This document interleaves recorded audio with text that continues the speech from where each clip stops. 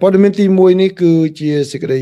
រាយការណ៍របស់សារព័ត៌មានជាច្រើនដែលបង្ហាញអំពីការប្រយុទ្ធគ្នាបន្ថែមទៀតគឺចាប់តាំងពីយប់ថ្ងៃសៅរ៍តែម្ដងដូចចូលដល់ថ្ងៃនេះថ្ងៃអាទិត្យមកនៅប្រទេសអ៊ីរ៉ង់ក៏ដូចជានៅកម្ពុជានោះគឺកងកម្លាំងរបស់សហរដ្ឋអាមេរិកហើយនិងអ៊ីស្រាអែលនោះបានបើកការវាយប្រហារទម្លាក់គ្រាប់បែកយ៉ាងខ្លាំងតែម្ដង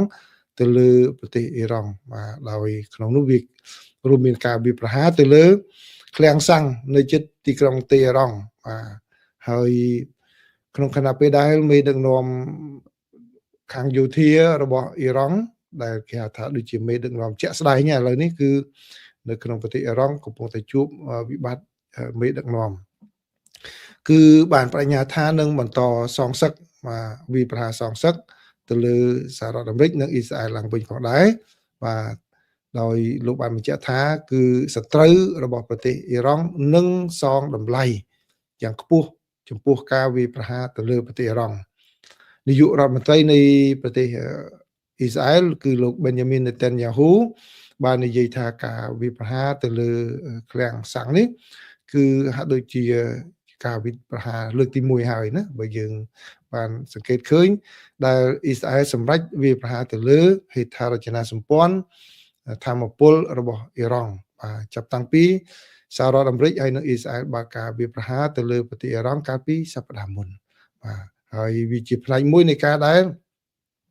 អ៊ីស្រាអែលខិតខំប្រឹងប្រែងធ្វើការវាប្រហារនេះដើម្បីឲ្យឆាប់សម្រេចបាននៅ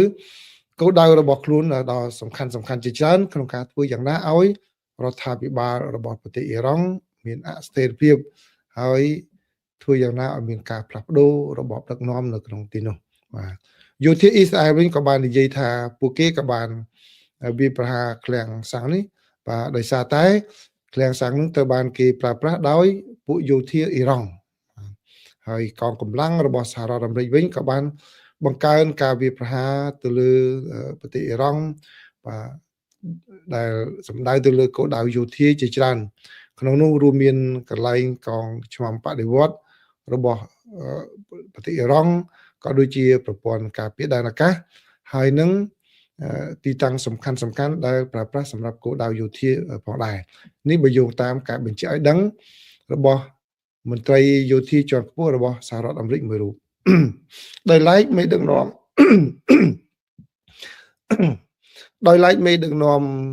គេថាជាក់ស្ដែងរបស់ប្រទេសអ៊ីរ៉ង់នៅពេលនេះវិញគឺលោកអាលីឡារីចានីដែលជាអតីតមនុស្សចំណិតជាមួយនឹងលោកអាយ៉ាតូឡាអាលីខាមេនីមេដឹកនាំ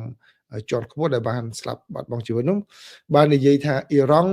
គឺបានបដិញ្ញាចិត្តថានឹងធ្វើការសងសឹកចំពោះការស្លាប់មេដឹកនាំរបស់ខ្លួនដែលបានសម្រាប់កាលពីថ្ងៃទី28ខែកុម្ភៈកន្លងទៅនេះគឺនៅថ្ងៃទី1តែម្ដងដែលសហរដ្ឋអាមេរិកបើកយុទ្ធនាការវាយប្រហារតាមអាកាសទៅលើប្រទេសអ៊ីរ៉ង់បាទលោកឡារីចានីបាននិយាយថាសហរដ្ឋអាមេរិកត្រូវតែសងចំពោះតម្លៃនៃការធ្វើឲ្យខូចខាតនេះបាទលោកបានបញ្ជាក់ថា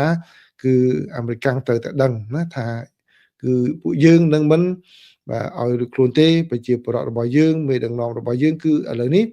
មានការឯកភាពគ្នាខ្លាំងណាស់គឺមិនមានការបែងចែកគ្នា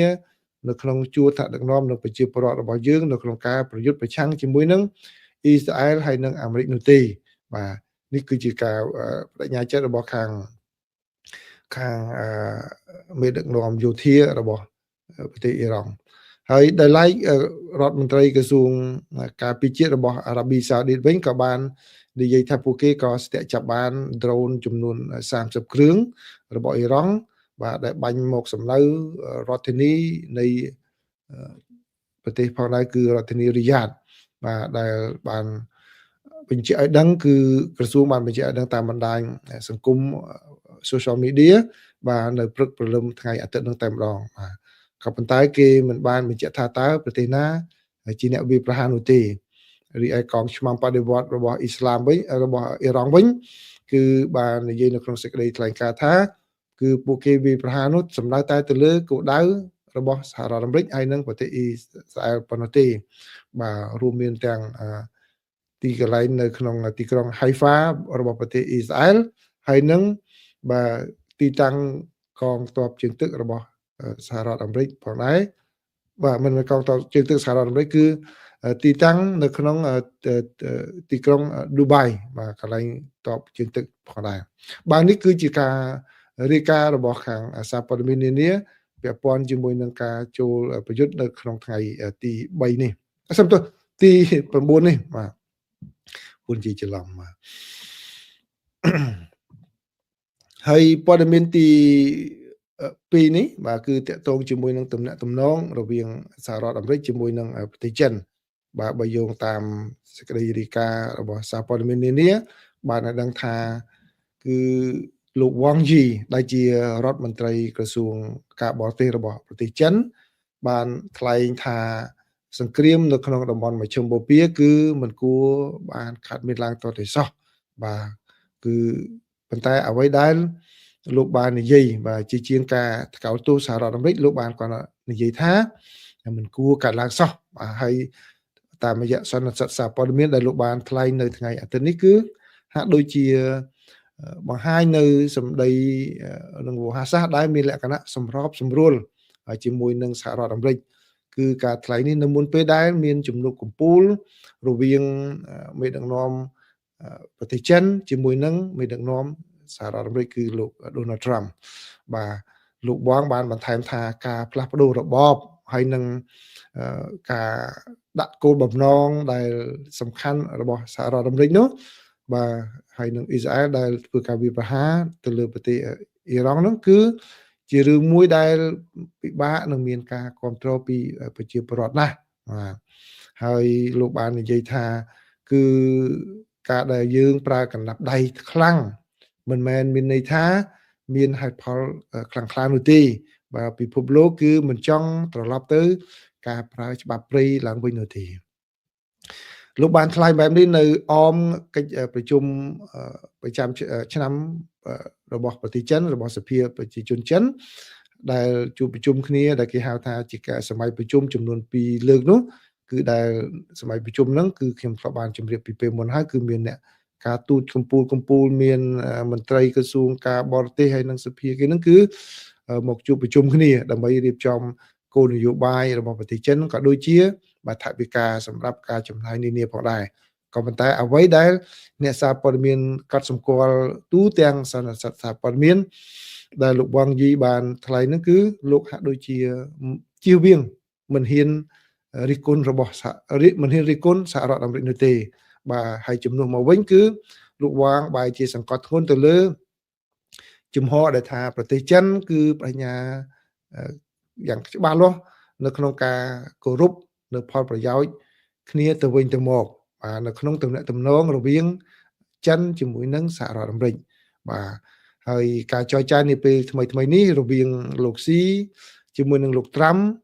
បាទគឺលោកបានបញ្ជាក់ថាគឺជារឿងមួយដែលធ្វើឲ្យមានការសប្បាយរីករាយក្នុងចិត្តផងដែរដែលការថ្លែងរបស់លោកវ៉ាងនៅឆ្នាំ2026នេះគឺ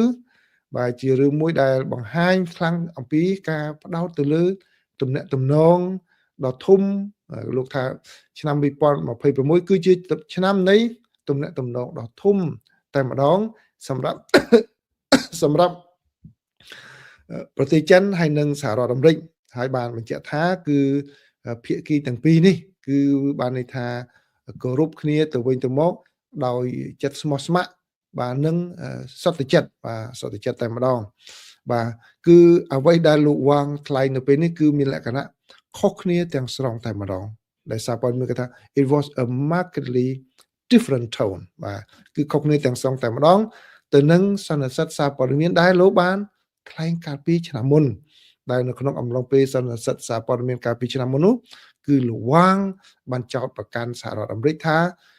មានអកប្បកិរិយាមុខពីរនៅក្នុងទំនាក់ទំនងពាក់ព័ន្ធជាមួយនឹងពុនកយជាមួយនឹងប្រធានាធិបតីសហរដ្ឋអាមេរិកនេះបាទដោយសារតែ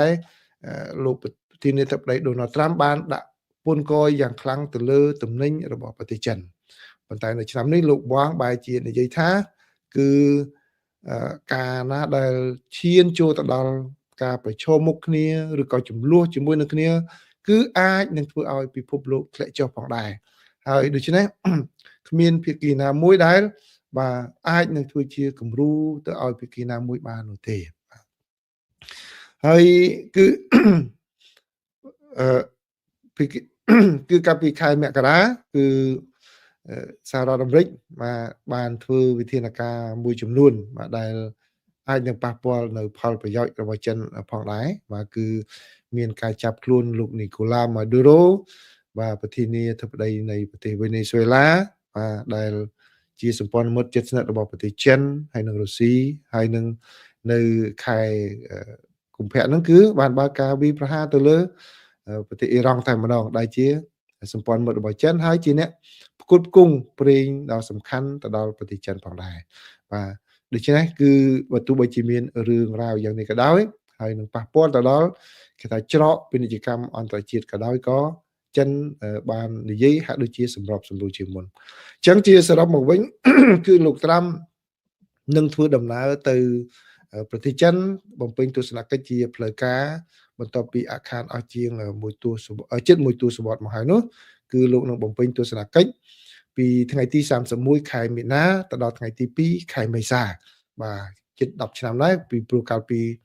ទស្សនកិច្ចលើកមុនគឺធ្វើឡើងនៅក្នុងអាណត្តិដំបូងរបស់លោកប្រធានាធិបតីដូណាល់ត្រាំនៅឆ្នាំ2017បាទនេះគឺជាការវិវត្តមួយផ្សេងទៀតដែលមានលក្ខណៈគួរឲ្យចាប់អារម្មណ៍ផងដែរនៅក្នុងទំនាក់ទំនងរវាងចិនជាមួយនឹងសហរដ្ឋអាមេរិកហើយព័ត៌មានទី2នេះគឺតកតងជាមួយនឹង VOA បាទឥឡូវនេះវាជាសេចក្តីរាយការណ៍របស់សារព័ត៌មានអញ្ចឹងខ្ញុំសូមដកស្រង់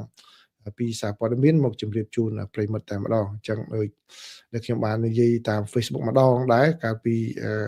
យប់មិញមកនៅសហរដ្ឋអាមេរិកតែជាពេលរសៀលថ្ងៃរសៀលទៅហើយមកនៅប្រទេសកម្ពុជាប្រហែលម៉ោងមុននេះណាបាទអញ្ចឹងនេះគឺជាសេចក្តីរាយការណ៍របស់សារព័ត៌មាន AP បាទសារព័ត៌មានធំជាច្រើនបានរាយការណ៍ពីសំណុំរឿងនេះអញ្ចឹងខ្ញុំសូមដកស្រង់មកបាទគឺលោកចៅក្រមនៅតុលាការនៅរដ្ឋធានី Washington បានសម្រេចបាទចេញសារក្រមសម្រេចថាលោកស្រី Carrie Lake បាទដែលជាបេក្ខជនមួយដែលលោកត្រាំលោកប្រធានាធិបតី Donald Trump បានតែងតាំងឲ្យមកដឹកនាំទីភ្នាក់ងារសហរដ្ឋអាមេរិកសម្រាប់បណ្ដាញផ្សព្វផ្សាយសកលដែលសង្កាត់ហៅថា USAGM ហើយដែលគ្រប់គ្រងទៅលើ VOA នោះគឺបានបញ្ជាក់ថាលោកស្រីគ្មានអំណាចត្រឹមត្រូវតាមផ្លូវច្បាប់ទេនៅក្នុងការចាត់វិធានការនានាដែលលោកស្រីបានធ្វើនាពេលកន្លងមកនេះបាទគឺដែលក្នុងពេលកន្លងមកគឺភាគច្រើនលោកស្រីបានចាត់វិធានការបាទស្ទើរតែរំលាយ VOA ទាំងសងតែម្ដងបាទហើយដែលការសម្រេចចិត្តដែលលោកចៅក្រមបានសម្រេចភ្លាមនេះគឺគេមិនទាន់ដឹងថាតើមានផលប៉ះពាល់ជាក់ស្ដែងយ៉ាងណាទេមកលើប្រតិបត្តិការរបស់ VOA បាទដោយឡែកលោកស្រីលេខវិញបានហៅការសម្រេចចិត្តរបស់លោកចៅក្រមតុលាការនៅរដ្ឋធានី Washington គឺលោកចៅក្រម Royce Lamberth ថាជារឿងមួយដែលមិនអាចទទួលបានទេមិនល្អទេបាទដោយសារតែការតវ៉ារបស់លោកស្រីហើយលោកស្រីបានប្រញ្ញាថាលោកស្រីនឹងប្តឹងឧទ្ធរណ៍បាទប្តឹងឧទ្ធរណ៍ថែមទៀតពីព្រោះអីតាំងពីលោកស្រីបានចូលមកតាំងពីខែ3ឆ្នាំមុនគឺថ្ងៃទី15មកលោកស្រីបានចេញសេចក្តីសម្រេចផ្អាកកម្មវិធីផ្សាយរបស់ VOA របស់វិទ្យុអឺរ៉ុបអីហើយនឹងថែមទាំងឲ្យបុគ្គលិកបាទរដ្ឋទាំងអស់គឺសម្រាប់រដ្ឋបាលបាទតាំងពីពេលនោះមកបាទបើតាមការសម្រេចរបស់តុលាការលោកបានបញ្ជាក់ថាលោកស្រីលេខដែលត្រូវបានជ្រើសរើសដោយលោកប្រធានាធិបតី Donald Trump មកដឹកនាំទីភ្នាក់ងារនេះដែលគ្រប់គ្រងទៅលើ VOA នោះក៏ដូចជាវិទ្យុអឺរ៉ុបសេរីហើយនិងវិទ្យុ Liberty នោះផងដែរនោះបាទប៉ុន្តែគឺលោកស្រីមិនទាន់បានទទួលការបញ្ជាក់យល់ព្រមពីព្រឹទ្ធសភាចំពោះតួនាទីរបស់លោកស្រីនោះទេបាទដោយលោកចៅក្រមបាននិយាយថាលោកស្រីមិនមានអំណាចនៅក្នុងការសម្រេចតាមសមត្ថភាពដែលច្បាប់ប្រគល់ឲ្យនោះទេបាទដោយសារលោកស្រីមិនមានលក្ខណៈគ្រប់គ្រាន់មិនបានទទួលការតែងតាំងជាមន្ត្រីដែលមិនទទួលការតែងតាំងតាមច្បាប់ទេ ដែលលោកបានបញ្ជាក់ថាមានតែច្បាប់ដែលស្ដីអំពីការតែងតាំងនិងរចនាសម្ព័ន្ធនៃអ្នកដែលការងារដែលនៅទំនេរសម្រាប់រកអ្នកបំពេញបន្ថែមទេដែលអាចអនុញ្ញាតឲ្យបាទមានអំណាចធ្វើជាអ្នកដែលចាត់ចែងកិច្ចការដូចនេះបានដូច្នេះលោកស្រីលេខគឺមិនមានលក្ខណៈគ្រប់គ្រាន់បុគ្គលិកលក្ខណៈគ្រប់គ្រាន់នៅក្នុងការអនុវត្តការងារនេះតាមច្បាប់នោះហើយក៏មិនស្របតាមរដ្ឋធម្មនុញ្ញដែរបាទដូច្នេះការសម្រេចនេះគឺជាការសម្រេចទៅតាមដើមបណ្ដឹងគឺអ្នកស្រី Patsy Vikadaru Swara Kuswara ដែលជាអ្នកប្រធានខាងរាយការណ៍របស់ VOA ប្រចាំនៅសេតវិមានជាអ្នកដាក់ពាក្យបណ្ដឹងហើយនឹងបណ្ដឹងមួយចំនួនទៀតដូចជាអ្នកស្រី Kennifer Jessica Gerard ដែលបានដាក់ពាក្យបណ្ដឹងបាទដូចជាអ្នកស្រីទាំង3នាក់បាទជាអ្នកដើមបណ្ដឹងហ្នឹងគឺជាសិទ្ធិស្ត្រីបាទម្នាក់ទៀតប្រុសគឺគាត់បានជប់ទៅហើយណាគឺគាត់បានសម្ដែងនៅការដឹងគុណចក្រមដែលបានផ្ដល់ការសម្រេចចិត្តបែបនេះគឺអ្វីដែលសម្រេចរបស់តុលាការនេះគឺជាជំហានដ៏មានឥទ្ធិពលសំខាន់បន្ថែមទៀតនៅក្នុងការលុបចោលនៅការខូចខាតដែលអ្នកស្រីលេខបានបង្កឡើងទៅលើស្ថាប័នរបស់សហរដ្ឋអាមេរិកដែលយើងទាំងអស់គ្នាស្រឡាញ់ហើយលោកស្រីនៅក្នុងសេចក្តីថ្លែងការណ៍របស់ដើមបណ្ដឹងបានបញ្ជាក់ថាគឺអ្វីដែលក្រុមដើមបណ្ដឹងសម្រេចចិត្តនោះគឺនឹងនៅមានការបញ្ញាចិត្តដើម្បីចាត់វិធានការយ៉ាងណាដើម្បីឲ្យបានដំណើរការនៃការផ្សាយឡើងវិញផងដែរបាទដោយបញ្ជាក់ថា VOA គឺជាឧទាហរណ៍នៃអំណាចការទូតដ៏សំខាន់ដែលផ្ដល់នៅព័ត៌មាននិងសេចក្តីរាយការណ៍ទៅដល់បណ្ដាប្រទេសនានាដោយមិនលំអៀងនោះទេហើយគឺទីណាដែលមានការគ្រប់គ្រងទៅលើបណ្ដាញសារព័ត៌មានគឺ VOA ដើរតួនាទីសំខាន់នៅក្នុងការផ្ដល់ព័ត៌មានបាទបើអញ្ចឹងដូច្នេះនេះគឺជាការវិវត្តនៅក្នុងសំណុំរឿងរបស់ VOA បើសិនជាប្រិមិត្តសួរថាតើចូលផ្សាយវិញនៅពេលណាគឺអត់ទាន់ទេបាទអត់ទាន់បានដឹងជាក់ស្ដែងនៅឡើយទេដោយសារតែលោកស្រី Carrie Lake គាត់បានបញ្ញាថានឹងប្តឹងឧទ្ធរបន្ថែមទៀតអញ្ចឹងតាមធម្មតាបាទគឺនៅពេលដែលសំណុំរឿងនេះឡើងទៅដល់ឧទ្ធរភាគច្រើនតែម្ដងសំណុំរឿងដែលឡើងដល់សាលាឧទ្ធរគឺរដ្ឋបាលលោកត្រាំតែងតែជ័យជំនះវិញដោយសារនៅខាងសាលាឧទ្ធរនោះគឺលោកបានតែងតាំងចក្រមជាច្រើនតាំងពីអាណត្តិទី1របស់លោកមកបាទអញ្ចឹងតើលើកនេះពេលដែលលោកស្រីលេខប្តឹងទៅឧទ្ធរទៀតហ្នឹងគឺតើវាមានការសម្រេចយ៉ាងណាបាទអ្វីដែលខ្ញុំចង់ជម្រាបប្រិយមិត្តឲ្យយល់ហ្នឹងគឺចេះគឺពេលដែលនៅខាង VOA ហ្នឹងគឺនៅ VOA ជាទីភ្នាក់ជាវិទ្យុដែលវិទ្យុឬក៏ទូរទស្សន៍អនឡាញដែលហើយនៅតាមវិទ្យុធម្មតាផងដែរដែលក្រោមការគ្រប់គ្រងរបស់ USAGM គឺទីភ្នាក់ងារសហរដ្ឋអាមេរិកសម្រាប់បណ្ដាញផ្សព្វផ្សាយសកលបាទ USAGM ទីភ្នាក់ងារធំវាដូចជាក្រសួងមួយចឹងក្រសួងព័ត៌មានចឹងហើយប្រធាន USAGM ហ្នឹងគឺជាតំណែងនយោបាយជាតំណែងដែលត្រូវតែតែងតាំងទៅដោយព្រឹទ្ធសភាអញ្ចឹងប្រធានាធិបតីបានត្រឹមតែដាក់បេក្ខជននឹងមកព្រឹទ្ធសភាជាអ្នកតែងតាំងសម្រាប់យល់ព្រមថាឲ្យមកដឹកនាំឬមិនឲ្យដឹកនាំដោយតាមរយៈការហៅទៅសួរដើម្បីចង់ដឹងថាតើអ្នកនឹងមានសមត្ថភាពមានគោលនយោបាយគ្រប់គ្រាន់ដើម្បីដឹកនាំស្ថាប័ននឹងទេដែលដើម្បីឲ្យឆ្លុះបញ្ចាំងអំពីគោលនយោបាយការបរទេសរបស់សហរដ្ឋអាមេរិកដើម្បីឆ្លុះបញ្ចាំងអំពីផលប្រយោជន៍នានារបស់ប្រជាពលរដ្ឋសហរដ្ឋអាមេរិកបាទពីព្រោះអីបាទស្ថាប័នរបស់ USAGM ហ្នឹងគឺមិនលំអៀងទៅគណៈបកណាមួយនៅក្នុងសហរដ្ឋអាមេរិកនេះទេមិនមែនតាមការដាក់គោលនយោបាយរបស់ធានាធិបតីដែលមកគណៈបកសាធារណរដ្ឋឬក៏គណៈបកជាធិបតេយ្យនេះទេបាទអញ្ចឹងហើយបានជាព្រឹទ្ធសភាត្រូវតែអនុម័តប្រធាន USAGM ហ្នឹងបាទហ្នឹងមួយទៅណាបាទហើយដោយឡែកប្រធានរបស់ VOA វិញប្រធានរបស់ VOA គឺជាតំណែងគេថាមិនមែនតំណែងនយោបាយបាទតំណែងបច្ចេកទេសអញ្ចឹងអ្នកដែលមានសិទ្ធិតែងតាំងឬក៏ដេញប្រធាន VOA បានគេហៅថាមានក្រុមប្រឹក្សាមួយ បាទក្រុមប្រឹក្សាហ្នឹងក្នុងពេលកន្លងមកសូម្បីតែលោករដ្ឋមន្ត្រីក្រសួងការបរទេសលោក Marco Rubio ឬក៏ញីរួមគ្រប់រដ្ឋមន្ត្រីក្រសួងការបរទេសក៏នៅក្នុងក្រុមប្រឹក្សាហ្នឹងដែរបាទ board គេមួយហ្នឹងមកបាទអញ្ចឹងនៅពេលដែលដំណើររឿងជាក់ស្ដែងចាប់តាំងពីលោកតាមលោកចូលកាន់តំណែងមកគឺលោករំលាយក្រុមប្រឹក្សានឹងចោលអញ្ចឹងដូច្នេះជាផ្លូវការគឺមេ VOA ហ្នឹងมันអាចមានអ្នកណាតែងតាំងផ្សេងបានហើយក៏มันអាចមានអ្នកណាបណ្ដេញគាត់បានដែរបាទពីព្រោះអីក្រុមប្រឹក្សាហ្នឹងតាមច្បាប់ជាអ្នកតែងតាំងជាអ្នកបណ្ដេញចុះបើសិនជាលោកត្រាំគាត់រំលាយក្រុមប្រឹក្សាហ្នឹងហើយគាត់មានលោកត្រាំគាត់មានអំណាចរំលាយក្រុមប្រឹក្សាហ្នឹងបាទដល់អញ្ចឹងទៅឥឡូវស្ថានភាពគឺលោកត្រាំដាក់លោកស្រី Carrie Lake មកដាក់មកដើម្បីឲ្យដើមឡើយគឺចង់ឲ្យមកធ្វើប្រធាន VOA តែប៉ុណ្្នឹងទេបាទប្រធាន USAGM ហ្នឹងដាក់អ្នកផ្សេងទៀតដើម្បីគ្រប់គ្រងដាក់បេក្ខជនហ្នឹងទៅប្រសិទ្ធភាពហើយប៉ុន្តែដោយសារតែលោកបានរំលាយក្រុមប្រឹក្សាហ្នឹងចោលអញ្ចឹងទៅអញ្ចឹងពេលដាក់លោកតាមមកក្រុមប្រឹក្សាហ្នឹងมันអាចតែងតាំងបានពីព្រោះអត់មានអ្នកតែងតាំងតែអញ្ចឹងប្រធាន VOA បច្ចុប្បន្នហ្នឹងគឺគាត់នៅកាន់តំណែងដដែលបាទអញ្ចឹងទៅមានតែឲ្យតំណែងជាទីប្រឹក្សាទៅអ្នកស្រី Carrie Lake ទីប្រឹក្សា USAGM ហ្នឹងវិញបាទហើយជាបន្តបន្ទាប់គឺតាមរយៈតំណែងជាទីប្រឹក្សាហ្នឹងលោកស្រី Carrie Lake បានសម្រេចដើម្បីរំលាយ VOA រំលាយនេះបាទដែលតុលាការយល់ថាលោកស្រីអត់មានតំណែងបែបហ្នឹងទេអត់មានអំណាចបែបហ្នឹងទេ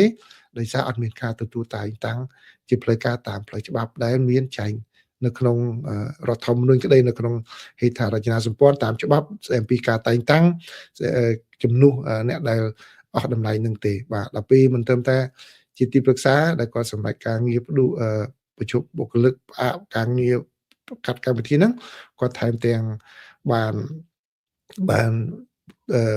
តម្លើងខ្លួនទៅជាប្រធាន USAGM CEO ហ្នឹងស្ដីទីទៀតបាទពីព្រោះអីតំណែង CEO មុនហ្នឹងគឺតំណែងនយោបាយដែលតែងតាំងទៅដោយរដ្ឋបាលលោកប្រធានាធិបតី Joe Biden បាទក៏ប៉ុន្តែនៅពេលដែលលោកតាមឈ្នះឆ្នោតភ្លាមគឺលោកស្រីដែលជា CEO របស់ USAGM ហ្នឹងគាត់លាលែងជាតែម្ដងដោយសារអីជាតំណែងនយោបាយចង់គេទៅតែដកគាត់ចេញប៉ុន្តែគាត់អាចនៅបាននិយាយរួមគាត់អាចនៅបានប៉ុន្តែក៏គាត់ប្រធានាធិបតីអាចបណ្ដេញបានដែរបាទប្រធានាធិបតីអាចបណ្ដេញបានដែរប៉ុន្តែមុននឹងប្រធានាធិបតីបណ្ដេញគាត់លាលែងតែម្ដងអញ្ចឹងទៅតំណែង CEO ដែលថាប្រធាន USAGM ហ្នឹងត្រូវកាន់ដោយអ្នកស្ដីទីមួយបាទស្ដីទី acting មួយបាទដល់ពេលលោកស្រី Carrie Lake ផ្លាស់ចុះផ្លាស់ឡើងពីទីប្រឹក្សាហ្នឹងអមលោកប្រធាន CEO ស្ដីទីហ្នឹងបែរជាដាក់ចុងក្រោយគាត់ឡើងមក CEO ស្ដីទីខ្លួនឯងគាត់ហើយដាក់លោកប្រធាន CEO ស្ដីទីដែលឡើងតាមឋានានុក្រមសម្រាប់ទៀតបាទដល់អញ្ចឹងគាត់សម្រេចចិត្តខ្លួនឯងទាំងអស់អត់មានបទមានអីណាតែងតាំងអញ្ចឹងហើយបានតុលាការសម្រេចថាការដែលលោកស្រីឡើងតំណែងជាបន្តបន្ទាប់នៅក្នុងស្ថាប័នដោយគ្មានអ្នកតែងតាំងតម្លើងខ្លួនគាត់ហ្នឹងគឺជារឿងមួយដែលមិនត្រឹមត្រូវតាមច្បាប់ទេបាទនេះជាការវិវត្តប៉ុណ្ណឹងបាទក៏ប៉ុន្តែតើការរកឃើញរបស់តុលាការនៅជាន់ទាបនេះនឹងនៅតែរក្សាបានទេនៅពេលដែលលោកស្រី Carrie Lake បណ្ដឹងទៅសាលាឧទ្ធរណ៍បាទអញ្ចឹងដូច្នេះយ៉ាងណាក៏ដោយវាជាជោគជ័យមួយសម្រាប់ក្រុមបុគ្គលិករបស់ VOA ដែលទាមទារឲ្យបើកដំណើរការវិញហ្នឹងបាទ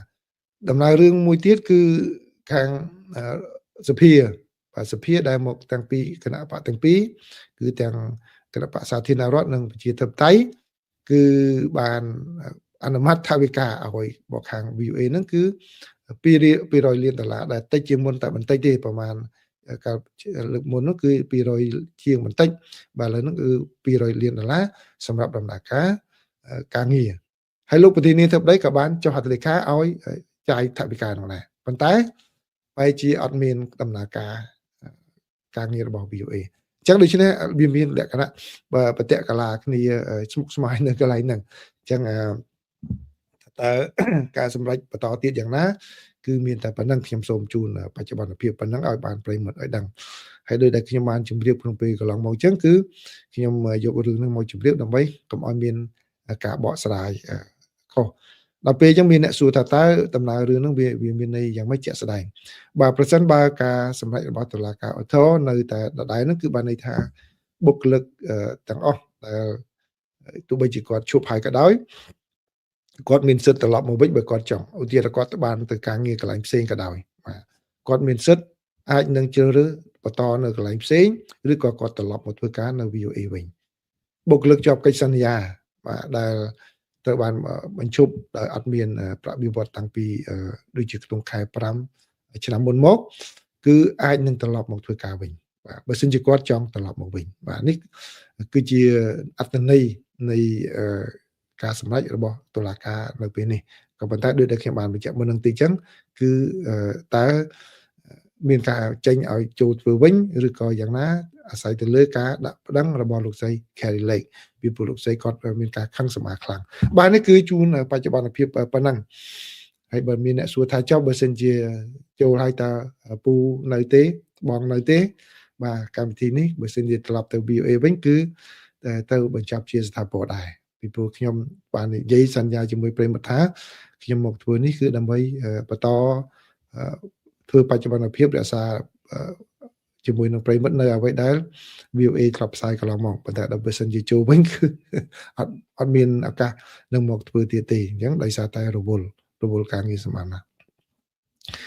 បាទឥឡូវនេះព័ត៌មានទី4បាទគឺប្រិមិត្តនៅចាំបានទេគឺការធ្វើបដិវត្តបាទការតស៊ូបះបោររបស់យុវជននៅក្នុងប្រទេសនេប៉ាល់ដែលបានទាមទារផ្ដួលរំលំរបបដឹកនាំនៅទីនោះបាទហើយមានការរំលាយរដ្ឋាភិបាលដែលប្រកាន់គោលនយោបាយម៉ៅនិយមហើយឥឡូវនេះគឺនេប៉ាល់បានរៀបចំការបោះឆ្នោតហើយបាទអញ្ចឹងដូច្នេះកាលពីមានការបះបោរ Gen Z ចឹងអីនៅនេប៉ាល់នោះបាទគឺផ្អើលខ្លាំងផងដែរអញ្ចឹងឥឡូវ Gen Z នៅប្រទេសស្រីលង្កាបាន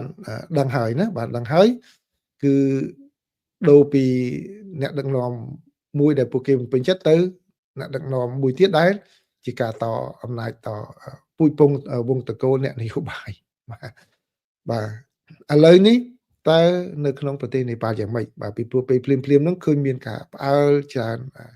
នៅក្នុងមជ្ឈដ្ឋាននយោបាយនៅក្នុងប្រទេសកម្ពុជាអញ្ចឹងឥឡូវនេះនៅថ្ងៃអាទិត្យនេះលទ្ធផលចេញហើយណាលទ្ធផលចេញហើយគឺបាទគឺគណៈបកណារ៉ាស្ទ្រីយ៉ាស្វតាត្រាផាធីបាទរបស់នេប៉ាល់ដែលដឹកនាំដោយអតីតតារាចម្រៀង rap បាទអ្នកជាងយូហ្នឹងបាទគឺលោក Balendra Shah ឥឡូវហ្នឹងគឺអាចនឹងទទួលបានសម្លេងភាគច្រើនក្នុងការដឹកនាំសភានៅក្នុងការបោះឆ្នោតសភាហើយអាចនឹងគេចាត់ទុកថាជាជ័យជំនះភ្លុកទឹកភ្លុកដីតែម្ដងសម្រាប់គណៈបករបស់លោកបាទនេះបើយោងតាមលទ្ធផលជាផ្លូវការបាទដែលចេញផ្សាយដោយគណៈកម្មាធិការរៀបចំការបោះឆ្នោតបាទតារាចម្រៀង rap នេះរូបនេះគឺនៅក្មេងទេណាអាយុទើបតែ35ឆ្នាំនោះទេបាទគឺបានឈ្នះនៅក្នុងការបោះឆ្នោតដែលថាតាមច្បាប់សមាមាត្ររូបមន្តសមាមាត្រគឺលទ្ធផលនៅថ្ងៃអាទិត្យនេះបានចេញឲ្យដឹងហើយបាទនេះគឺជាការបោះឆ្នោតលើកទី1ចាប់តាំងតែមានការធ្វើបដិវត្តរបស់យុវជនបាទការបះបោររបស់យុវជនដើម្បីផ្ដួលរំលំរដ្ឋាភិបាលការបោះឆ្នោតនឹងបានរៀបចំឡើងកាលពីថ្ងៃប្រហ័សគឺបាទដែលត្រូវជ្រើសរើសសមាជិកសភាសម្រាប់សភាដែលមានអាសនៈចំនួន275ថ្មីតែម្ដងបាទដោយនៅក្នុងច្បាប់គេនោះគឺអ្នកដែលសមាជិកសភាចំនួន165នាក់គឺទៅបានបោះឆ្នោតជ្រើសរើសដោយផ្ទាល់ពីប្រជាពលរដ្ឋបាទដោយឡែកចំនួន110ទៀតគឺជាការបោះឆ្នោតដោយតំណាងទៅតាមសម្លេងសិលឹកឆ្នោតដែលបានបាទបោះឆ្នោតប្រព័ន្ធនេះគឺមានលក្ខណៈធានាថាគណៈបកដែលចូលរួមប្រកួតគេយកសម្លេងទូទាំងប្រទេសមកបូកចែកទៀតទៅអាចនឹងបានអាសនៈដែរឃើញទេអញ្ចឹងបើទោះបីជាតាមមណ្ឌលមួយក៏អត់បានគឺប៉ុន្តែតាមរូបមន្តចែកអាសនៈទៅតាមសម្លេងឆ្នោតទទួលបានទូទាំងប្រទេសហ្នឹងអាចមានអាសនៈដែរអញ្ចឹងបើកមុខកញ្ចក់បន្តិច នៅក្នុងពេលកន្លងមកលោកអ៊ូបេរៈពេលដែលចូលទៅក្នុងកម្មវិធីរបស់ខ្ញុំគាត់ធ្លាប់បាននិយាយចឹងដែរគាត់ថាកម្ពុជាគួរតែប្រើរូបមន្តរបៀបនេះទៅដើម្បីដូចថាអ្នកណាដែលប្រជាពលរដ្ឋបោះឆ្នោតឲ្យតាមមណ្ឌលមួយនោះបានឈ្នះទៅហើយគណៈបកដទៃទៀតដែលគ្នាបានសម្លេងទីអត់បានគ្រប់ដើម្បីបានអាសនៈនៅមណ្ឌលហ្នឹងប៉ុន្តែថ្នាក់ជាតិបូកសរុបសម្លេងទៅបើគិតតាមសមាមាត្រទៅអាចនឹងបាន2 3អាសនៈហ្នឹងក៏ឲ្យពួកគាត់បានមានឱកាសដើម្បីចូលមកក្នុងសភាដើម្បីបានបញ្ចេញសម្លេងដើម្បីតំណាងឲ្យក្រុមរបស់ពួកគាត់នឹងផងដែរបាទឧទាហរណ៍ដូចជាអ្នកខ្លះរូបមន្តដែលប្រើរាល់ថ្ងៃនឹងបើតាមលោកអ៊ូវីរៈនិយាយណាបាទគឺផ្ដល់អតិភិបទៅដល់គណៈបកដែលមានសម្លេងធំបាទសម្លេងធំអញ្ចឹងអ្នកដែលសម្លេងតិចហ្នឹងស្រាប់តែក្នុងទូទាំងប្រទេសទៅគាត់បានប្រហែលជាខ្លះលៀនដែរតែអត់មានបានសម្លេងណាដើម្បីតំណាងឲ្យអ្នកដែលគ្រប់ទៅបកគាត់ទេបាទបើសិនជាតាមរូបមន្តគេនេះបាទអ្នកដែលបានកន្លះលៀនហ្នឹងអាចចែកទៅចុះឡើងអាចនឹងបានយ៉ាងហោចបំផុតក៏បានបាទ2អាសនៈ3អាសនៈគ្រាន់តែគាត់បានទៅតំណាងពលរដ្ឋរបស់គាត់ហ្នឹងអ្នកបោះឆ្នោតរបស់គាត់ហ្នឹងដើម្បីនិយាយអំពីគោលនយោបាយរបស់គាត់ដែរឃើញទេបាទអញ្ចឹងរូបមន្តនេះគឺលោកអ៊ូបេរៈគាត់ធ្លាប់បានលើកឡើងនៅក្នុងកម្មវិធីរបស់ខ្ញុំនាពេលកន្លងមកប៉ុន្តែការសម្រេចចិត្តនឹងជារឿងរបស់កម្ពុជាបាទនេះគ្រាន់តែជាក្បួនរបស់ខាងក្រៅប្រទេសទេណាបាទចឹងគឺគណៈបករបស់លោកសាបាទលោកសាលោក rapper អ្នកតារា rap ហ្នឹងឈ្នះបានសម្លេងអាសនៈជិត100ក្នុងចំណោម165ហ្នឹងក៏បានន័យថាឈ្នះភ្លុកទឹកភ្លុកដីតែម្ដងដែលអាចនឹងធ្វើឲ្យលោកនឹងក្លាយទៅជាបាននាយករដ្ឋមន្ត្រីបាទហើយគាត់ឈ្នះហ្នឹងគឺឈ្នះទាំងនៅមណ្ឌលរបស់សមាជិកសភាហើយនឹងជានាយករដ្ឋមន្ត្រីចំនួន4អាណត្តិផងដែរគឺបាទលោកអូលីប្រាសាទសាម៉ាអូលីបាទដែលជានាយករដ្ឋមន្ត្រីចំនួន4អាណត្តិឯណោះចាញ់ឆ្នោតផងដែរគឺហើយនៅពេលដែលចាញ់ហ្នឹងលោកអូលីដែលមានវ័យ74ឆ្នាំនេះគាត់ក៏បានចេញសារអបអរសាទរបាទលោកសាផងដែរបាទអញ្ចឹងលោកថែមទាំងបានចេញសារអបអរសាទរតាមបណ្ដាញសង្គមផងដែរអញ្ចឹងជាសរុបមកវិញបាទដែលខ្ញុំចង់ជម្រាបជូនប្រិយមិត្តទាំងអស់គ្នានេះចឹងហើយដូចដែលខ្ញុំបាននិយាយពីក្នុងពេលកន្លងមកក៏ដោយថាការដែលយើងនិយាយដើម្បីបញ្យល់ឲ្យប្រជាពលរដ្ឋមានការបះបោរគិតគូរយ៉ាងណាធ្វើបដិវត្ត Gen Z បះបោរ Gen Z ក៏ដោយបើយើងត្រូវជម្រាបរឿងនេះឲ្យតាំងពីដើមដល់ចប់ឲ្យប្រជាពលរដ្ឋបានដឹងបាទដូចដែលខ្ញុំបាននិយាយនៅក្នុងរឿងតាក់ទងជាមួយនឹងស្រីលង្កាអញ្ចឹងគឺបាទដូរពីមេដឹកនាំមួយដែលកាត់អំណាចយូរមកមេដឹកនាំមួយទៀតថ្មីដែលបាទកាត់អំណាចតកូនចៅរីឯក្រុម Gen Z ដែលធ្វើការបះបោរនោះគឺហាក់ដូចជាបរាជ័យហើយចឹងបដិវត្តនេះបរាជ័យហើយដល់ឡែកនៅនេប៉ាល់វិញបាទនៅនេប៉ាល់វិញពេលដែលយុវជនគាត់ឡើងបះបោរដើម្បីផ្ដួលរំលំរដ្ឋាភិបាលបាទហើយបានបោះឆ្នោតនេះគឺយើងអាចនិយាយថាវាជាជោគជ័យមួយសម្រាប់ពួកគាត់ដែរបាទជោគជ័យក៏ប៉ុន្តែជោគជ័យរបៀបតាមការចង់បានរបស់គាត់មែនគឺគាត់ចង់បានមេដឹកនាំថ្មីមេដឹកនាំក្មេងគាត់ពេញចិត្តលោកសាហ្នឹងតាំងពីមុនពេលដែលបាទគឺលោកសាហ្នឹងគាត់ជាចៅហ្វាយក្រុងកាត្មាន់ឌូហ្នឹងបាទអញ្ចឹងឥឡូវនេះរដ្ឋផលហ្នឹងគឺបានទៅតាមពួកគាត់ក៏ប៉ុន្តែអ្វីដែលជាការកត់សម្គាល់ហ្នឹងគឺដូរពីអ្នកដឹកនាំដែលមានវ័យ74ឆ្នាំចាស់ណាបាទកាន់អំណាច4អាណត្តិហ្នឹងមកជាអ្នកដឹកនាំក្មេងថ្មីបាទគឺមិនបានដូរពីមេដឹកនាំចាស់មួយទៅមេដឹកនាំចាស់មួយទៀតទេបាទចាស់នោះចង់និយាយថាបាទវ័យក៏ចាស់វ័យក៏អីហ្នឹងបាទគឺគេទុកឱកាសឲ្យក្មេងចំនួនក្រោយធ្វើនយោបាយបាទអញ្ចឹងដូច្នេះយើងមើលការវិវត្តអញ្ចឹងបាទខ្ញុំអាចនិយាយនេះអាចមានអ្នកខ្លះទាញទៅភ្ជាប់ទៅរឿងអីណាផ្សេងនៅរឿងរបស់ប្រិមិត្តប៉ុន្តែខ្ញុំយកមកចែករំលែកនេះគឺឲ្យដឹងរូបភាពធំយ៉ាងតើពីព្រោះមានអ្នកជួយចិត្តយកទៅភ្ជាប់ជាមួយនឹងស្ថានភាពរបស់កម្ពុជាចាំបើភ្ជាប់ក៏យើងទៅភ្ជាប់រូបភាពពេញលេញឲ្យប្រជាពលរដ្ឋគាត់ដឹងដើម្បីគាត់ពិចារណាធ្វើយ៉ាងម៉េចរឿងរបស់គាត់បាទអញ្ចឹងខ្ញុំជូនរូបភាពពេញណាបាទអញ្ចឹងសូមអរគុណប្រិយមិត្តច្រើនដែលបានចូលមកតាមដានការចែករំលែកព័ត៌មានរបស់ខ្ញុំនេះហើយអញ្ចឹងចាប់ពីថ្ងៃនេះតទៅតាមធម្មតាថ្ងៃអាទិត្យយប់ថ្ងៃអាទិត្យមកនៅកម្ពុជាខ្ញុំអត់ផ្សាយទេណាបាទអត់ផ្សាយទេប៉ុន្តែថ្ងៃនេះដោយសារមានរឿងនៅខាងអ៊ីរ៉ង់អញ្ចឹងខ្ញុំក៏សម្រេចមកផ្សាយ ប៉ុន្តែម៉ោងទោះបីតែច័ន្ទគៀពុទ្ធពហុក៏ដោយគឺម៉ោង9យប់មកនៅក្នុងកម្ពុជាណាម៉ោង9យប់វិញសម្រាប់កម្មវិធីពេលយប់ដោយឡែកកម្មវិធីពេលព្រឹកនៅដដែលទេណា8ព្រឹកមកនៅក្នុងប្រទេសកម្ពុជាហើយគឺអ្នកនៅសហរដ្ឋអាមេរិកគឺទៅជាម៉ោង10ព្រឹកណា10ព្រឹកហើយដូចដែលខ្ញុំបាននិយាយក្នុងព័ត៌មានទី3អញ្ចឹងគឺខ្ញុំនឹងបន្តចែករំលែកព័ត៌មាននេះឲ្យប្រិមិត្តបានដឹងគ្រប់រូបភាពទាំងអស់រហូតដល់តែ VOA បើកដំណើរការវិញមានព័ត៌មានខ្លះប្រិមិត្តអាចនឹងទទួលយកបាន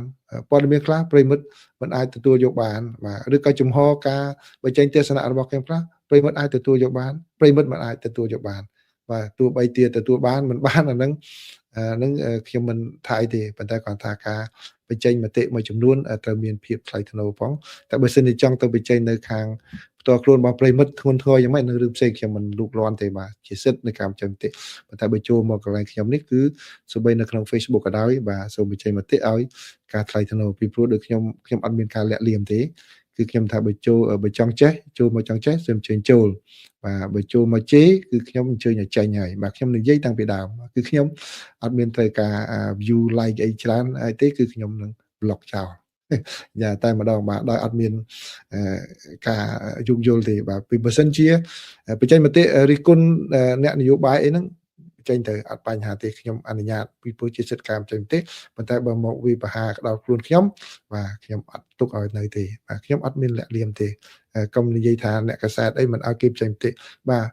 គេអត់អនុញ្ញាតទេចូលមកក្នុងផ្ទះគេមកជេរគេភូមិខាងភូមិប៉ាខ្ញុំមិនមែនអ្នកនយោបាយទេបាទនិយាយឲ្យច្បាស់យ៉ាងបាទអញ្ចឹងនឹងជាងសូមអរគុណណាបាទសូមអរគុណប្រិយមិត្តទាំងអស់គ្នាដែលតែងតែគាំទ្រទោះបីជាមិនយល់សប្តិជាមួយនឹងជំហរនិងទស្សនៈរបស់ខ្ញុំក៏ដោយបាទសូមជម្រាបលា